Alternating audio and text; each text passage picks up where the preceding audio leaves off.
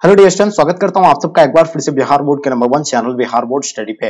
प्यारे बच्चों, जैसे कि आप लोग का एग्जाम 1 तारीख से होने जा रहा है। अभी आप लोग के पास बहुत ही कम समय बचा हुआ है।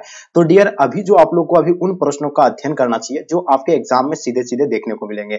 तो डियर, हम लोग उसी तरह के जो है ज्योग्राफी का गैस क्वेश्चन, जो काफी इंपॉर्टेंट क्वेश्चन है आपके एग्जाम के लिए, उन सभी प्रश्नों को हम लोग जो है इस क्लास में कवर करेंगे। तो आपको पूरी तरह से एंड तक बने रहना है, क्योंकि इसमें जितने सारे जो है क्वेश्चन कलेक्ट किया गया है, ये आपके बोर्ड एग्जाम में आए हुए प्रश्न है, ठीक है, जो बिहार बोर्ड द्वारा जारी किया गया है। ठीक है, तो चलिए डियर, हम लोग इसको पूरी तरह से एंड तक कवर करेंगे। उससे पहले आप लोग से मेरी एक छोटी सी रिक्वेस्ट है कि जो बच्चे नए हैं चैनल को आप लोग सब्सक्राइब कर लेंगे और साथ-साथ में अपने-अपने फ्रेंड्स के ग्रुप वगैरह जहां भी है हर जगह आप लोग शेयर कर देंगे। देखिए, आप लोग काफी बच्चे बोल रहे थे कि सर क्वेश्चन पेपर जो है यानी किस प्रकार का रहेंगे। तो देखिए, इस प्रकार का कुछ आपको जो है क्वेश्चन पेपर देखने को मिलेंगे। जैसे देख पा रहे होंगे, आपको सेम टू सेम हूबहू इसी प्रकार का आपको यानी क्वेश्चन पेपर भी देखने को मिलेंगे। सेट कोड वगैरह हो जाएगा इधर आपका, यानी क्वेश्चन बुकलेट, सीरियल नंबर वगैरह भी आ जाएगा। ठीक है, तो ये सारा चीज आप लोग जानती होंगे। तो चलिए डियर, हम लोग इसके साथ शुरू करते हैं।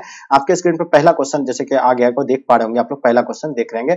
फर्स्ट क्वेश्चन क्या कहलाता है, ठीक है, कि निम्न में से जो कौन मानव विकास का सामाजिक सूचक है? बताइए। शिशु मृत्यु दर हो जाएगा, साक्षरता हो जाएगा, रोजगार हो जाएगा, आय हो जाएगा। देखिए, यहाँ आपको मानव विकास सामाजिक सूचक की अगर बात किया जाए तो इसमें आपका क्या हो जाएगा, स्वास्थ्य आ जाएगा, साक्षरता आ जाएगा, ठीक है, रोटी कपड़ा मकान आ जाएगा। ये सारा चीज जो आपका यानी किसके अंतर्गत आ जाएगा, मानव विकास सूचक के अंतर्गत आ जाएगा। तो इसका आंसर आप लोग का प्यारे बच्चों बी जो है ना, आप लोग का आंसर राइट आंसर हो जाएंगे। ओके, तो देखिए, आप लोग जितने सारे साक्षरता अगर दिया रहे ना रहे कर, अगर शिक्षा अगर दिया रहेगा तो शिक्षा में भी आप आंसर दे सकते हैं। ओके, चलिए आगे देखिए। क्वेश्चन नंबर आपके स्क्रीन पे दूसरा नंबर क्वेश्चन देखिएगा। भारत में प्रवास के निम्नलिखित धाराओं में से कौन सी एक धारा जो है पुरुष प्रधान है? देखिए, भारत में जो है प्रवास का निम्नलिखित धाराओं में सबसे महत्वपूर्ण अगर पुरुष का प्रवास का जो अगर कारण माना जाता है तो वो कौन सा है? काम और हाँ, प्रधान जो माना जाता है, किसको माना जाता है? ग्रामीण से नगरीय की ओर माना जाता है, ग्रामीण से नगरीय की ओर माना जाता है, या नगरीय से ग्रामीण की ओर माना जाता है, या आपका यानी नगरीय से नगरीय की ओर माना जाता है। तो देखिए, हम लोग जानते हैं भारत में पुरुष प्रवास का मुख्य धारा जो है क्या, लोग जो है क्या करते हैं, ग्रामीण से जो है नगर की ओर जो है जाते हैं, क्या करने के लिए? रोजगार की तलाश के लिए।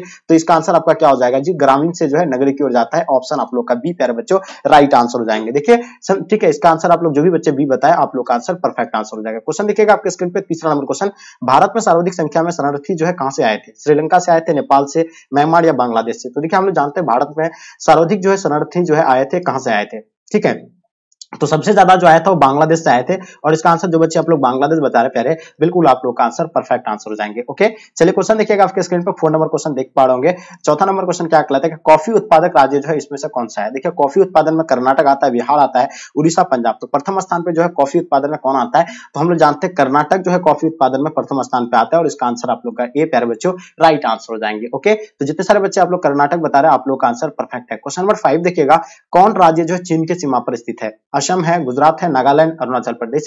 देखिए, हम लोग जानते हैं कि चीन के सीमा पर जो स्थित है, असम है, बिल्कुल नहीं, गुजरात भी नहीं है, इसमें जो अरुणाचल प्रदेश है। जो बच्चे अरुणाचल प्रदेश बता रहे हैं, बिल्कुल आप लोग का आंसर परफेक्ट आंसर हो जाएगा। ये भारत और चीन के बीच कौन सी रेखा है जी? मैकमोहन रेखा है, हम लोग जानते हैं। तो इसका आंसर आपका अरुणाचल प्रदेश जो बच्चे दे रहे हैं, बिल्कुल आप लोग का आंसर परफेक्ट है। क्वेश्चन देखिएगा 6 नंबर क्वेश्चन। निम्नलिखित में से कौन मानव भूगोल का उपागम नहीं है? ठीक है, क्षेत्रीय विभिन्नता हो जाएगा, स्थानिक संगठन हो जाएगा, मात्रात्मक क्रांति हो जाएगा, अन्वेषण एवं वर्णन हो जाएगा। तो प्यारे बच्चों, हम लोग जानते हैं इसका जो आंसर की अगर बात किया जाए तो हम लोग जानते हैं इसका आंसर आपका मात्रात्मक क्रांति, यानी ऑप्शन आपका सी बिल्कुल राइट आंसर हो जाएंगे। क्वेश्चन देखिएगा 7 नंबर क्वेश्चन। किस भाषा परिवार की जनसंख्या जो है सबसे कम है? द्रविड़ हो जाएगा, ऑस्ट्रिक हो जाएगा, भारतीय, यूरोपीय, चीनी, तिब्बती। मैंने कई बार आपको बताया था कि सबसे ज्यादा अगर आपसे पूछा जाएगा तो कौन सा हो जाएगा? भारतीय, यूरोपीय हो जाएगा। लेकिन सबसे कम अगर कहा जाए तो कम की बात हो रही, तो ये आपको याद रखिएगा चीनी, तिब्बती। इसका आंसर आप लोग का बिल्कुल डी जो है ना राइट आंसर हो जाएंगे। ओके, जितने सारे बच्चे आप लोग डी बता रहे प्यारे, बिल्कुल आप सभी का आंसर परफेक्ट आंसर हो जाएंगे। क्वेश्चन नंबर 8 देखिएगा।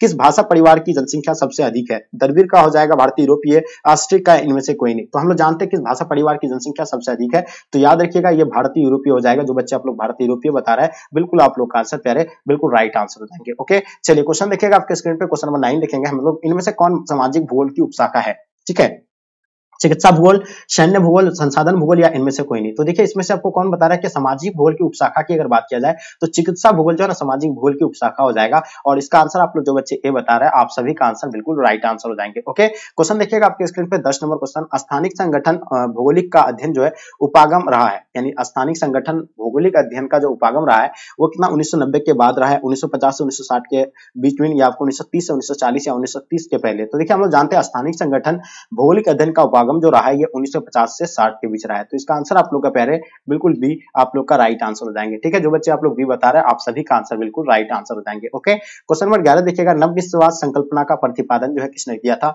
अल्फ्रेड हेटनर दिया था, या आपके देखिएगा अल्बर्ट डेमोजियो दिया था, या आपका यानी ग्रिफिथ टेलर, या आपका फ्रेडरिक रेटजेल हो जाएगा। तो बताइएगा प्यारे बच्चों इनका आंसर आपका क्या हो जाएगा? तो देखिए हम लोग जानते हैं इसका अगर आंसर की बात किया जाए तो इसका आंसर आपका ग्रिफिथ टेलर यानी ऑप्शन आप लोग का सी बिल्कुल राइट आंसर हो जाएंगे। ठीक है, नवनिश्चयवाद संकल्पना का प्रतिपादन जो है किसने दिया था? तो हम लोग जानते हैं ग्रिफिथ टेलर के द्वारा दिया गया था। क्वेश्चन देखिएगा 12 नंबर क्वेश्चन आपके स्क्रीन पे, निम्नलिखित में से कौन सा मानव भूगोल से संबंधित नहीं है? तो क्षेत्र विभिन्नता, मातृत्व, क्रांति, स्थानिक संगठन या अन्वेषण एवं वर्णन। तो हम लोग जानते हैं इसमें से अगर किसकी बात हो रही है, हम लोग जानते हैं मानव जो कौन क्या मानव भूगोल से संबंधित नहीं है इनके बारे में बताना। तो क्षेत्र विभिन्नता हो जाएगा, मातृत्व, क्रांति। तो याद रखिएगा इसका आंसर आप लोग जो बच्चे बी बता रहे हैं आप सभी का आंसर बिल्कुल राइट आंसर हो जाएंगे। ओके, चलिए क्वेश्चन देखिएगा आपके स्क्रीन पे 13 नंबर क्वेश्चन, जैसे कि देख पाएंगे, नवनिश्चयवाद के प्रवर्तक कौन है? बताइएगा, रेटजेल हो जाएगा, टेलर हो जाएगा, हम्बोल्ट या बलास। तो देखिए नवनिश्चयवाद के जो प्रवर्तक जो रहे थे वो कौन थे? तो हम लोग जानते हैं ग्रिफिथ टेलर हो जाएगा प्यारे बच्चों। जो बच्चे आप लोग ग्रिफिथ टेलर बता रहे हैं आप सभी का आंसर इसका राइट आंसर हो जाएंगे। ओके, चलिए आगे देखेंगे हम लोग क्वेश्चन नंबर 14 देखिएगा, 2005 के रिपोर्ट के अनुसार विश्व के कितने देशों में मानव विकास का स्तर जो है एसडीआई यानी लेस देन 0.8 है? तो हम लोग जानते हैं इसका जो होगा आपका कितने देश का है? 32 देश का, 88 देश का, या 57 या आपका 10? तो हम लोग जानते हैं इसमें से 57 देश का होगा। तो जो बच्चे आप लोग 57 देश बता रहे हैं आप सभी का आंसर बिल्कुल राइट आंसर हो जाएंगे। ओके, चलिए क्वेश्चन नंबर 15 देखिएगा, निम्नलिखित में से कौन सा देश जो उच्च मानव विकास वाला नहीं है? तो उच्च मानव विकास वाला देश जो है इनमें से कौन सा नहीं है? नॉर्वे नहीं है, अर्जेंटीना, जापान या मिस्र। देखिए हम लोग जानते हैं उच्च मानव विकास का प्रतिपादन जो है किसके दिया गया था? डॉक्टर महबूब हक दिया था। ये कहाँ के रहने वाले थे? ये पाकिस्तान के रहने वाले थे। और इसमें जो है प्रथम स्थान पे आता है जो कौन आता है? नॉर्वे आता है 1 नंबर पे। ठीक है, और हम लोग जानते हैं इसमें से आपका जो है कौन यानी नहीं है इनकी बात हो रही है। ठीक है, ये 1 नंबर पे कौन आता है? नॉर्वे आता है, लेकिन इसमें से नहीं है की बात हो रही है। तो इसका आंसर हो जाएगा मिस्र यानी ऑप्शन आप लोग का डी राइट आंसर हो जाएंगे। निम्नलिखित में से उदाहरणों में से किसे मानव विकास सूचकांक का निर्धारण किया था? मैंने जस्ट अभी बताया, रेटजेल, डॉक्टर महबूब हक, ईसी सैंपल, या आपका प्रोफेसर अमर्त्य सेन हो जाएगा।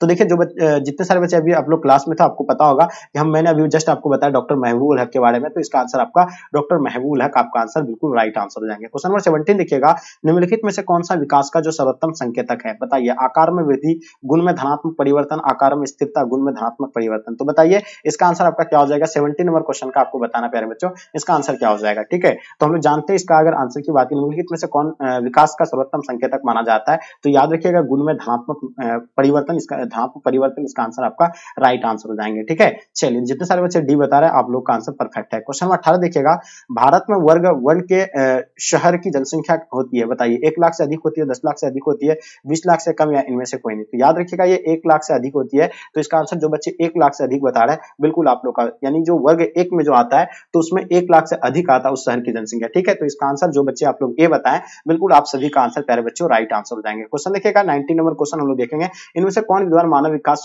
सूचकांक से संबंधित नहीं है? देखिए professor Amartya Sen, LNC sample, Humboldt, या इनमें से कोई नहीं? इनमें से कौन मानव विकास सूचकांक से संबंधित है की बात हो रही है?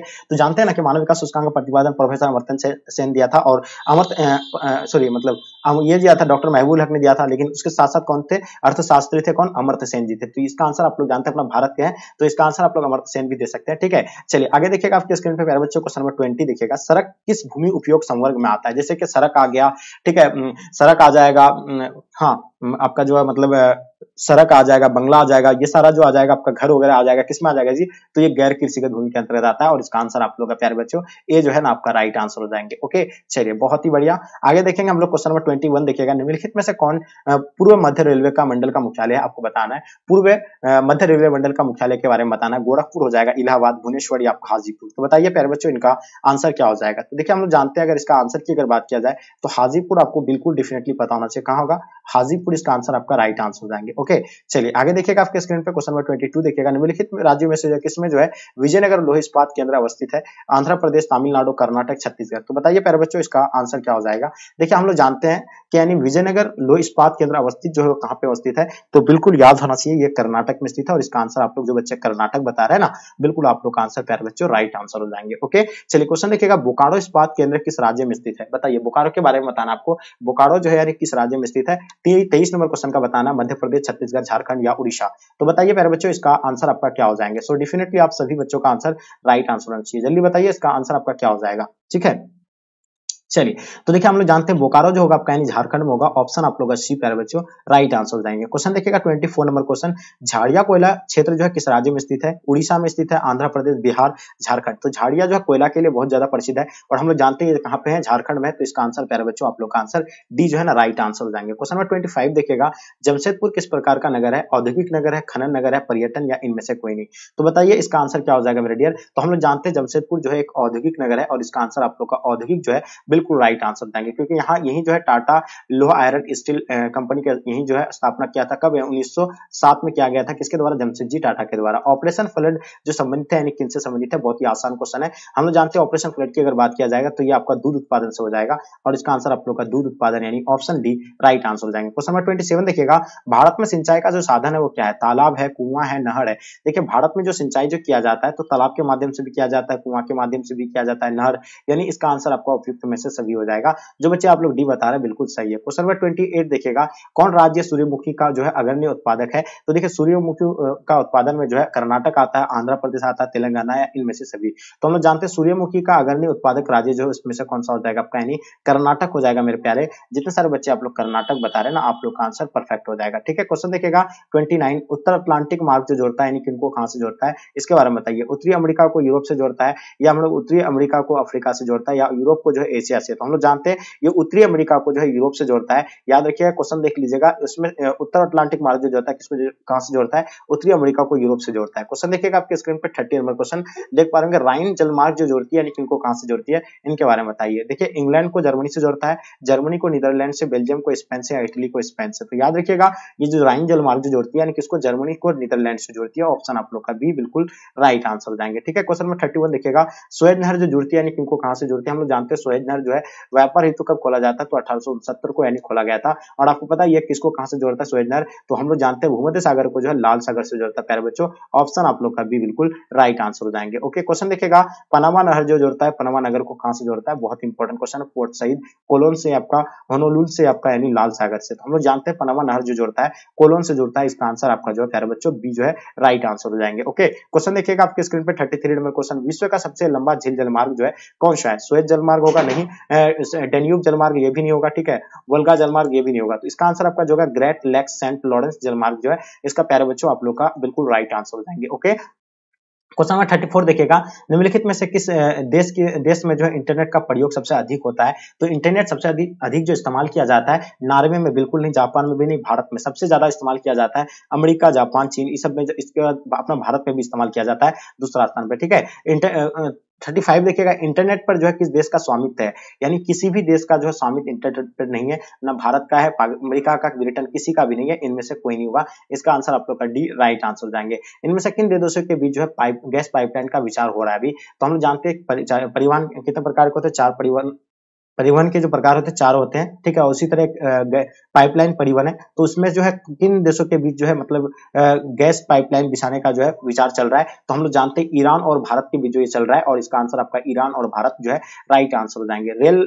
रेल मार्ग के जल का जो संगतम घनत्व जो है वो किन किन के देशों में? ब्राजील में, संयुक्त राज्य अमेरिका, कनाडा या आपका रूस में? हम लोग जानते हैं संयुक्त राज्य अमेरिका में प्यारे बच्चों। ऑप्शन आप लोग का बी राइट आंसर हो जाएंगे। दूसरा स्थान पे चीन आता है। लंबी दूरी तक भारी सामान ढोने के लिए जो कौन सा सबसे सस्ता परिवहन साधन है? तो देखिए सबसे लंबा दूर और समझे ज्यादा भारी सामान ढोने के लिए जो है हम लोग जानते हैं जल परिवहन सबसे सस्ता है। और सबसे महंगा की अगर बात किया जाए तो वायु परिवहन जो सबसे महंगा हो जाएगा। ठीक है, ये भी आप लोग जो है नोट कर लीजिएगा। आगे देखिएगा, विश्व के प्रमुख समुद्री पतन जो है कौन सा है? देखिए नौसेना पतन बिल्कुल नहीं होगा, तेल पतन नहीं होगा, विस्तृत पतन विश्व का सबसे प्रमुख समुद्री पतन होगा। क्वेश्चन देखिएगा, पोर्ट सईद जो है किस जलमार्ग पर स्थित है प्यारे बच्चों? पनामा नहर पर, उत्तर अटलांटिक मार्ग, कील नगर पर, या आपका सुएज नहर पर? तो हम लोग जानते हैं पोर्ट सईद जो है ये आपका जो है सुएज नहर पर हो जाएगा। ऑप्शन आप लोग का डी प्यारे बच्चों राइट आंसर हो जाएंगे।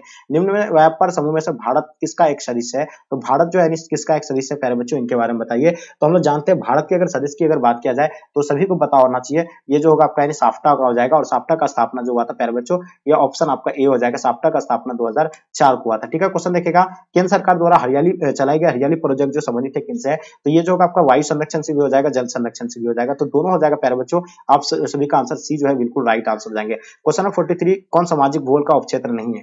तो हम जानते हैं इसमें जो होगा आपका यानी कौन सा चिकित्सा भूगोल इसके अंतर्गत नहीं आता है। और ये जो बिल्कुल इसका आंसर आपका डी राइट आंसर हो जाएंगे। ओके, देखिए उच्च जनसंख्या वृद्धि दर वाला देश कौन सा है? तो हम लोग जानते हैं यमन जो है उच्च जनसंख्या वृद्धि दर वाला देश है। आप लोग जो भी बच्चे यमन बता रहे हैं आप लोग का आंसर परफेक्ट है। 45 देखिएगा प्यारे बच्चों, कौन प्रतिकर्षक कारक नहीं है? जल अभाव, बेरोजगारी, चिकित्सा सुविधा या अशांत वातावरण। तो हम लोग जानते हैं कौन प्रतिकर्षक कारक नहीं होगा, तो चिकित्सा सुविधा जो है ये प्रतिकर्षक कारक नहीं है। कार्यशील जनसंख्या आयु वर्ग जो है प्यारे बच्चों क्या हो जाएगा? तो हम लोग जानते हैं कार्यशील जनसंख्या आयु वर्ग में जो आता है वो 15 से 59 वर्ष के आयु आते हैं इनके अंतर्गत, और इसका आंसर आप लोग का बी प्यारे बच्चों राइट आंसर हो जाएंगे। इनमें से कौन मानव विकास स्तंभ है? तो देखिए मानव विकास के 4 स्तंभ है, ठीक है। कौन कौन सा है? एक समता हो जाएगा, सतत पोषणीयता, उत्पादकता, सशक्तिकरण। तो इसका आंसर आपका उपयुक्त में से सभी हो जाएगा, क्योंकि यहाँ आपका दिया हुआ ऑप्शन है। क्वेश्चन नंबर 48 देखिएगा, तृतीय आर्थिक क्रियाकलाप क्या है? देखिए हम लोग जानते हैं तृतीय आर्थिक क्रियाकलाप के अंतर्गत क्या आता है? सेवा आता है, ठीक है। सेवा में व्यापार भी आ रहा है, सेवा भी आएगा, संचार। ये उपयुक्त में से सभी इसका आंसर हम लोग जानते हैं, ऑप्शन डी राइट आंसर हो जाएंगे। बिग इंच पाइपलाइन जो संबंधित है वो किन से संबंधित है?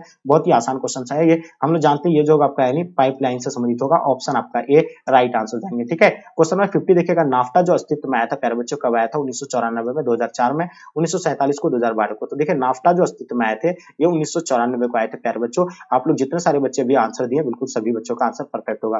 तो डियर आप लोग अपने अपने दोस्तों को प्लीज शेयर कर दीजिएगा, ये क्वेश्चन जो है काफी इंपॉर्टेंट है आपके एग्जाम के लिए। यहाँ से आपको लगभग क्वेश्चन देखने को मिलेंगे, इसलिए आप लोग जो है इसको 2 से 3 बार अच्छे से रिवाइज कर लीजिएगा। और आपसे मेरी रिक्वेस्ट है, जो बच्चे नए हैं चैनल को आप लोग सब्सक्राइब कर लेंगे। तो आप लोग ईमानदारी पूर्वक बताइए कि आपसे खुद से कितना क्वेश्चन सॉल्व हुआ, ये कमेंट करके आप हमें जरूर बताइए। तो चलिए डियर हम लोग आज के क्लास को यहीं तक एंड करते हैं। जब तक के लिए जय हिंद, जय भारत।